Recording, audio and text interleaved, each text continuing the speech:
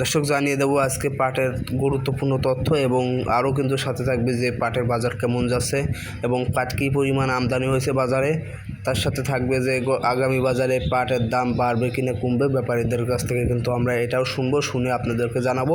তো সবাই বেশি কথা না বলে কিন্তু ভিডিওটা শুরু করছি এবং দেখতে থাকুন। তো তার আগে বলে থাকি আজকের তারিখটা কিন্তু 15ই আগস্ট 2026 রোজ শনিবার। দর্শক আমরা কিন্তু আছি আজকে কুষ্টিয়ার সেই বিখ্যাত সান্দিয়ারা পাটের বাজারে। তো সবাই দেখতে থাকুন ভিডিও, যে মানে চাষির কাছে শুনবো যে আসলে পাটটা কত করে বিক্রি করছে। তো দেখছেন যে পাট কিন্তু এখানে আসলে মাপামাপি চলছে এবং মাপামাপি হিসাবে আসলে কিরকম বলছে।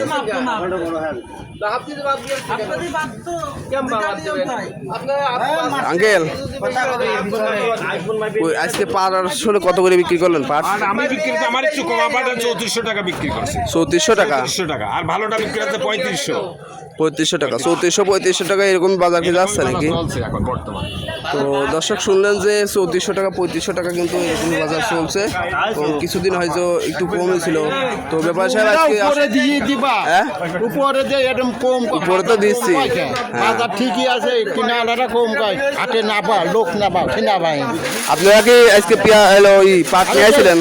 হাজ না যে ঢোলটা নেচ্ছে কে? কোথায় কোথায়? সারা বাংলাদেশে বাড়তে ঢোলটা নেই কে? এটা কও এখন ব্যাপারে কি আপনাদের কাছে চেয়ে নিচ্ছে নাকি তারা এলো? ও চায়া না, কত 1 কেজি বাদ খাবার নেই, 1 কেজি বাদ না, 1 কেজি বাদে কিনতেছে। ওই কও কেমন দর্শক এই বিষয়টা নিয়ে আমরা ব্যাপারের সাথে আলোচনা করব এবং আসলে কারণটা কি সেই আলোচনা করে ফেসবুকের দিনে দেখুন তাই জানি থেকে কিন্তু আমরা শুনবো যে আজকে আসলে মানে চাষিরা যে এইভাবে ব্যাপারীদের উপরে দোষারোপ করার কারণটা কি সেটা কিন্তু জানাবো।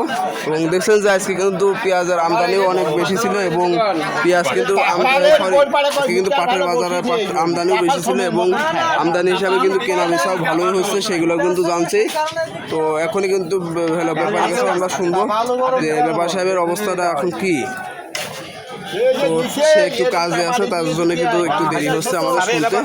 তো যারা কিন্তু আনতে চান তারা কিন্তু সান্দিয়ারা বাজারে অবশ্যই পাট নিয়ে চলে আসতে পারেন। এই বাজারে কিন্তু সকাল 6টা থেকে 9টা পর্যন্ত কিন্তু পাট কেনা বেচা হয় এবং সাথে কিন্তু পেঁয়াজও কেনা বেচা হয়, সেগুলো কিন্তু জানেন।